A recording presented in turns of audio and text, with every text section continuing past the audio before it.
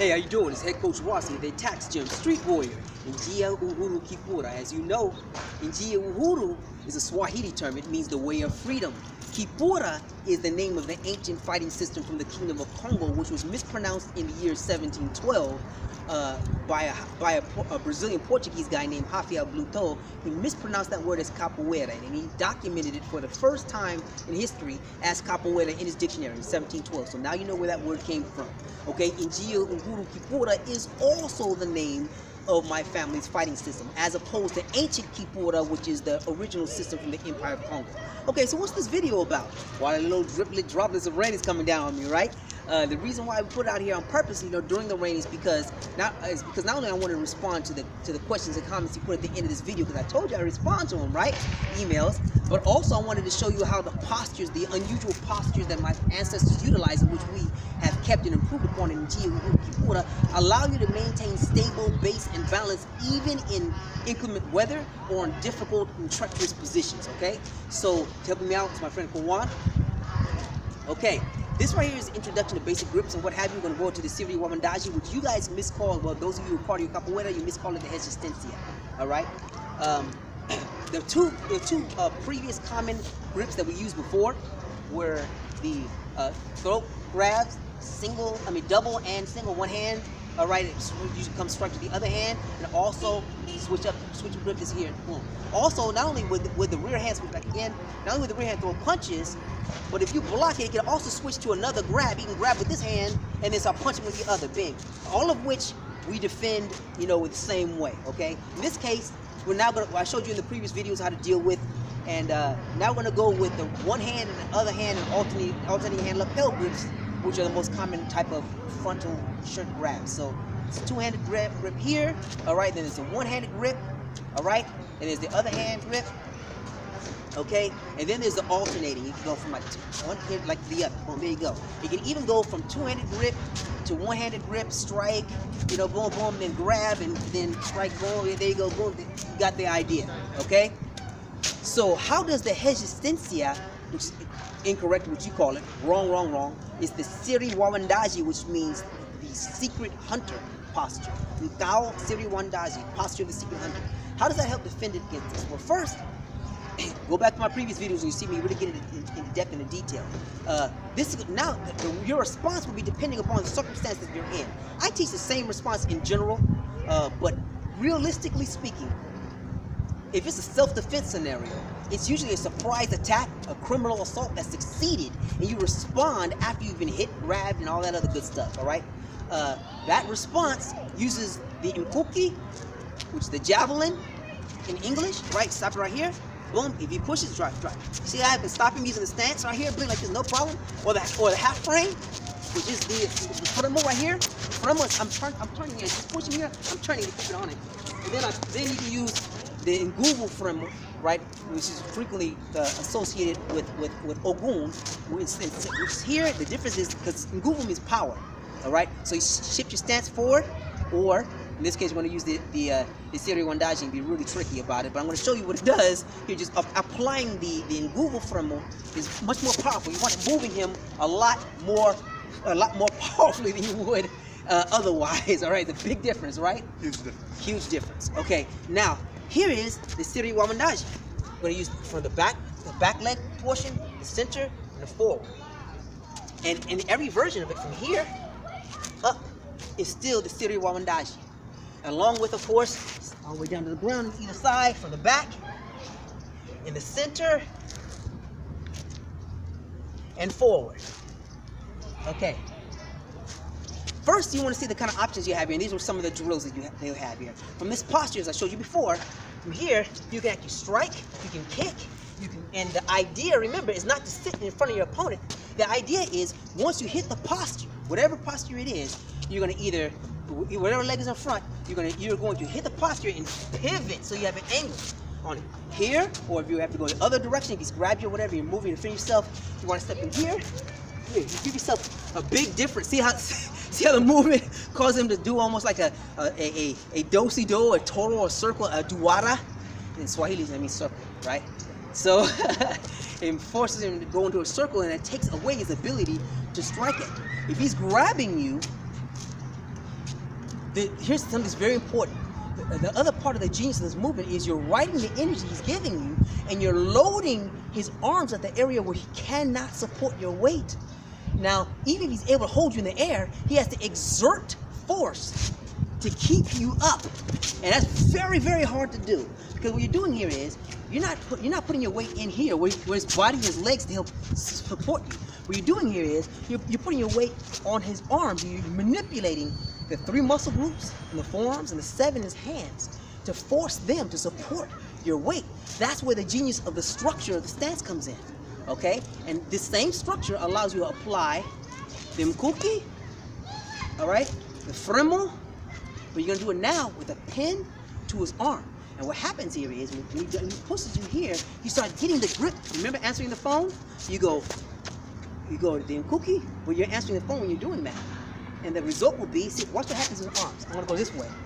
All right, as he's he's pushing me here, and to answer the phone, his shoulder comes right here, and right here like this, and then I start dropping, do the pivot, watch my feet. Driving here, you're driving. First thing you gotta do is get your balance back. Then you hit here, boom, pivot out, boom, dropping here, this, then you drop into the Siri Wawindaji. This is what forces him to come all the way here. Now watch what I'm doing with his arms here, it's important. Let's turn this way, All right, he's pushed me, I bend myself, get my balance back, bring her here like this, answering the phone, the mkuki is out, boom, driving his weight, see how he's manipulating his head back, and putting his arm back. The idea here is to keep him on the outside 90 of his arm. All right, so he's just push forward, I'm keeping him out here. Now I can shift into the Siri One. He's driving into, he's got 100 pounds on me, I'm stopping him while I'm talking to him. Now, I'm gonna drop the Siri Wawindaji, which forces him down. It forces both of his arms down. All right, you back up a little bit so the camera can see you a little more.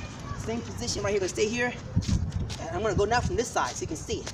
All right, stepping here, answering the phone, driving across, breaking the grip, pulling his other arm to me, dropping now into the Siri Wawindaji, forcing his arms to the ground. I'm turning this way so you can see me. I'm looking at you here. In real life, I would have turned this way. Because the idea is to make him drive through here, boom, when you drop down this way, this is what you want, dropping through here. But if you turn here, it allows you to keep going to the back anyway.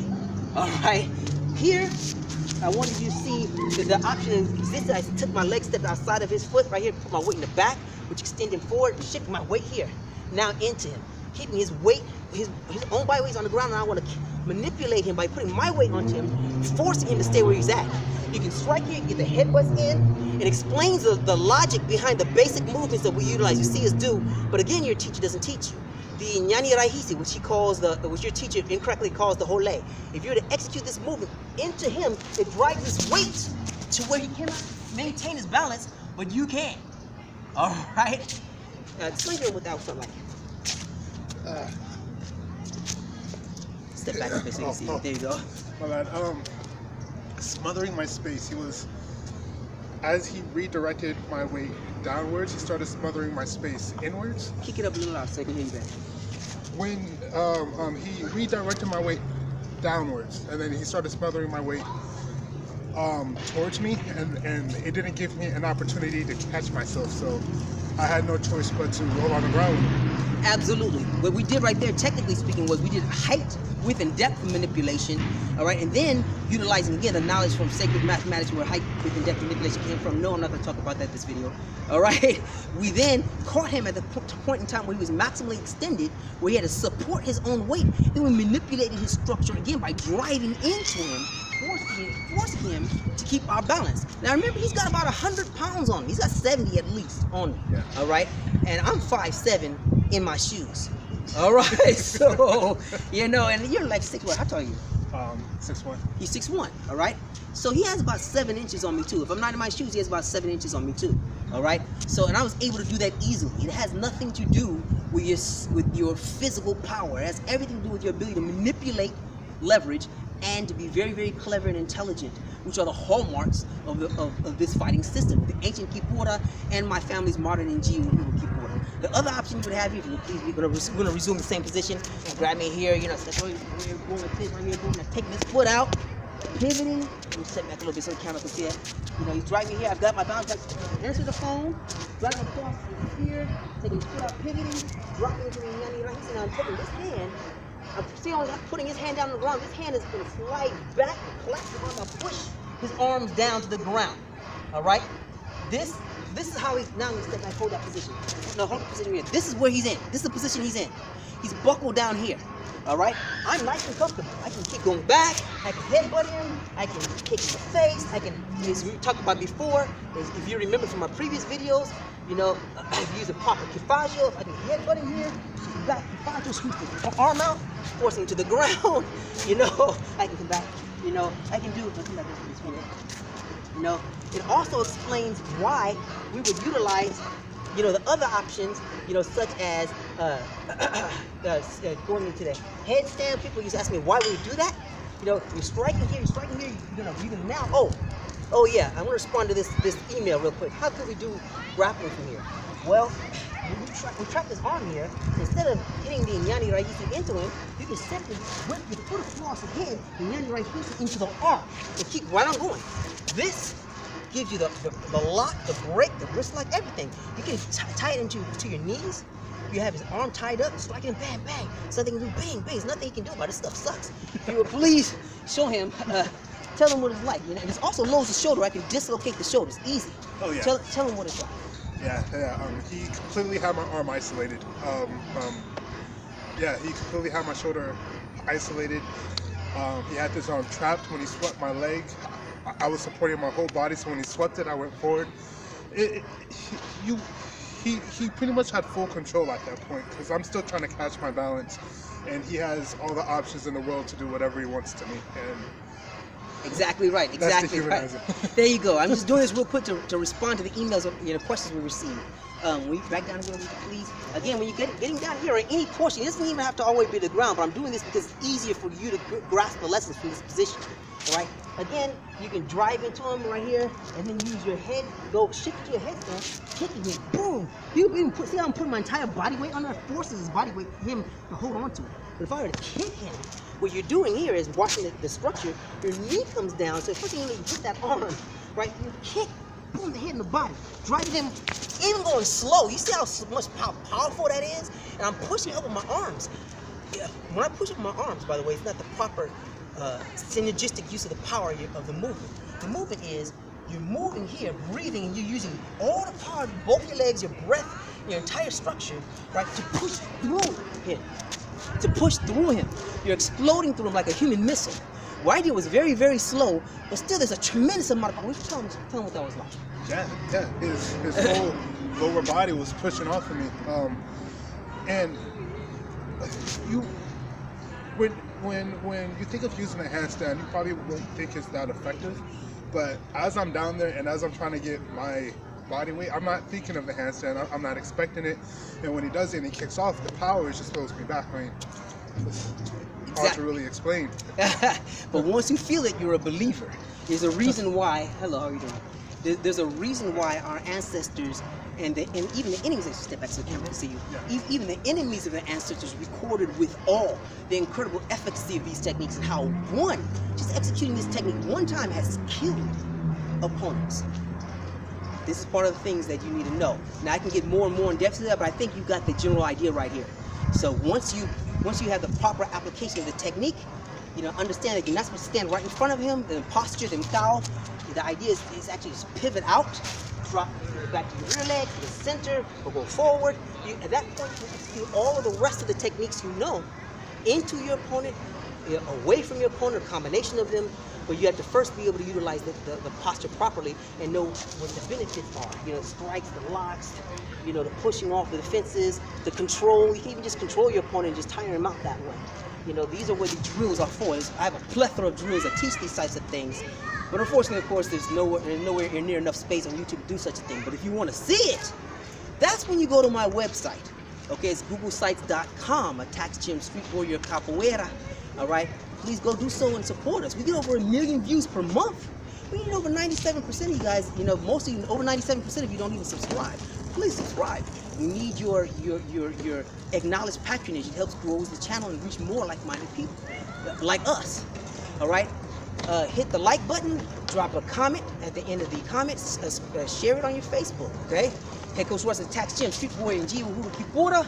All right, take care of yourselves. All right, keep sending me those questions and comments. Asante sana. Amani. Ashe.